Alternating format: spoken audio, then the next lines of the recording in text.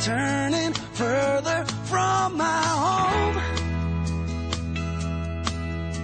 Young, like a new moon rising fierce through the rain and lightning, wandering out into this great unknown.